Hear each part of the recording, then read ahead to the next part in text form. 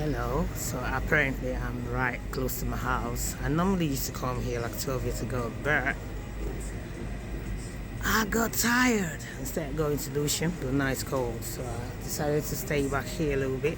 Normally I used to be here and then go home at when they close. I stay with the close and I walk back home. Normally every evening I used to do that. That was like 12 years ago, and then I stopped because then I didn't have a Wi-Fi at home. Yeah, I had this big clash with the government.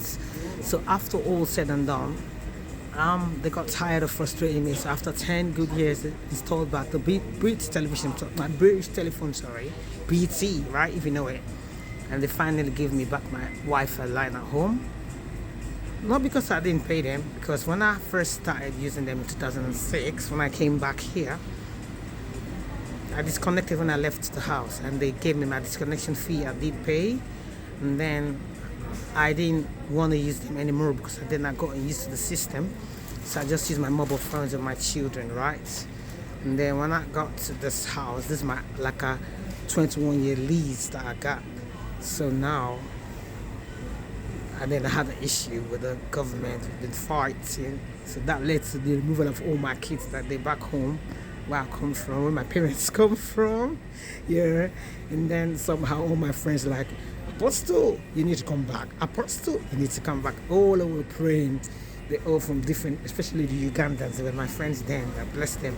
And the Nigerians, like they prayed heaven, and heaven opened for me because I did a lot of prayers for them as well when I had the power to do it. That's why it's not good to be evil. You don't know, tables can turn. Table turn, it was these people, these migrants, they were not born here, all of them. I'm the only one that was born here and grew up in Nigeria, right? But all these people, they're all not born here. But I tell you, they prayed. They couldn't fight the system, so I came back and BT gave me back my Wi-Fi, so I stopped coming to this place. If you want to hear the history, some people bottle up all the stress they carry and they just flaunt the beauty, the pound sterling. This pound sterling, they won't let you hold it. You got to fight. British or non-British, migrants or not migrants. I don't know anything about visa. The first time I saw a visa in my life was when I got married in Nigeria, and he said to me, "This is how a visa looks like." Like, okay, I was looking, was one red stuff on the green passport, which I have. I have a green passport. I'm Nigerian, right? I've never had no the visa looks like. So I'm right now a consultant, and it's my boss. I like, look, okay, he shows me this immigration, blah blah blah. I'm very good at litigation when it comes to immigration because I didn't pass through the system. All I did was get my passport. They saw my parents' council tax, saw my birth certificate. You can't forge a birth certificate, like they'll see you, track you, check your parents. They asked me to bring in Nigeria, asked me to bring my parents. My parents came to make sure I owned that certificate, and I was given my passport from Nigeria. So I came in and there's a lot of warfare, like big warfare. I didn't do anything to them. I just inherited some warfare that my mom left behind. So my mom actually ran away from this country. My mom ran away when she caused a riot in the School of Medicine, right? She got her certificates and got her awards and ran off. Yeah? I think there was School of Medicine at Liverpool or something. That's what my mom attended. My dad was an engineer, right? My dad studied to PhD. So that's how I got myself in this country, right? So I came back and inherited those things. So the war started. They blocked my account when I had my baby girl. I was like, what's going on? I called my mom and she said, oh yeah. I said, Mommy, there's some stuff she told me. Is it received? She said, yeah. I see. She didn't actually want me to come here. Anyway, there you go. So I inherited it. People inherit troubles, like some black people. You don't even know, they're just fighting. Yeah? That's me. So much war, it has escalated. All my kids are back home. I'm just by myself trying to run away. I've said in different videos, and boom. Luckily for me, they've not locked me up in their, you know what they call mental health section.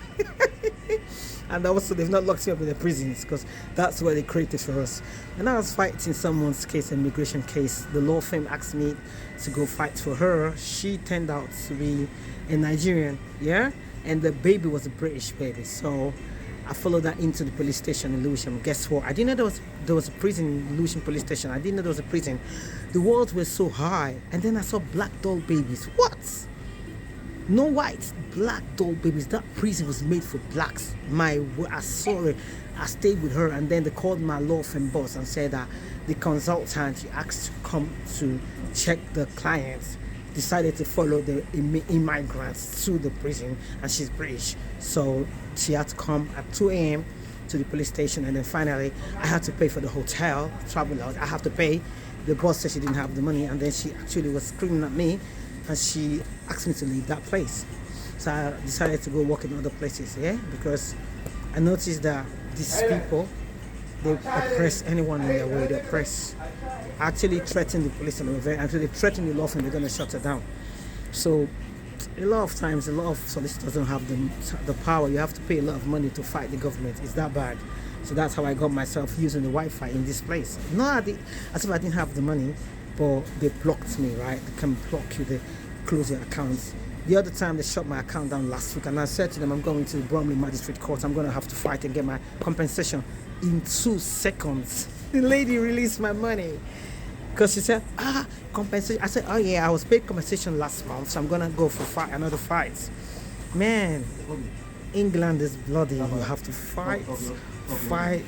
The United Kingdom is bloody.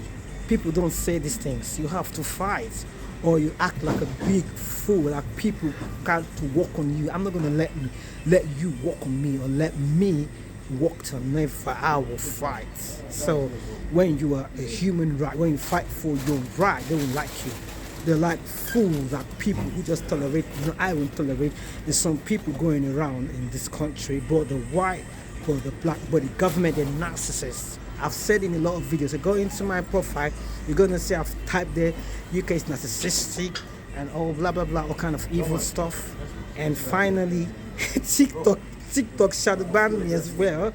And I noticed that other people were writing about countries. In short, I just saw a video today where a lady said the UK stole from all the former colonial people, those colonies, former British colonies, that UK stole from them.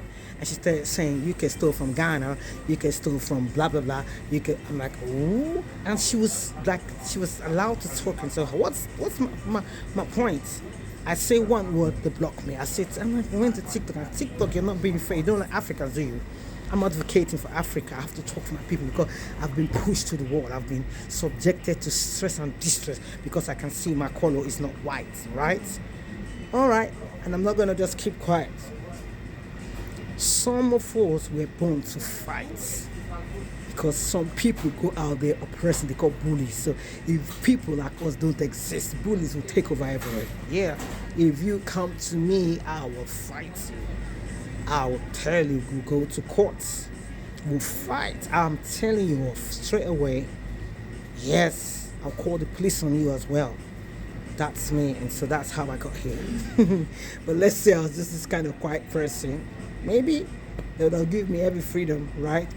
But no, they blocked my kids. I shouted, I wrote to United Kingdom, they blah blah blah. They put a false report. The reporter stayed there, but I made sure I caused the damage. I wrote everything and presented all my complaints and all the evidence to almost all the government parastatals, not knowing that I just emailed, you know. Yes, because they caused damage to my name. It's called character defamation, name defamation. I did them as well. I did it to them. Yeah, I was just waiting for them to come against so that I can use the opportunity to scream louder. They know what they're doing. So they just said the commissioner for information should contact me and try to ask me nonsense questions on what happened. You know what happened already because I've written detailed information, everything to the United Nations against United Kingdom. So why telling me, asking me what happened? Just say, we're fixing the date for the hearing. Say your own, I say mine as well. No. Because they have a way of oppressing. The system was built before I was born to oppress us. Because it's all about capitalism. Yeah? Drain the blood and survive. It's not fair. It's not fair. It's really not fair. And there's a lot of black people that have that mindset that are here. I meet them on daily basis. And I'm not ready to tolerate that because it's as good as me fighting myself. But that's fine. They're evil. That's why they're evil. They're not going to be just any race. They'll be all racist. They're going to be turned into hell. That's the truth. And it's going to be so.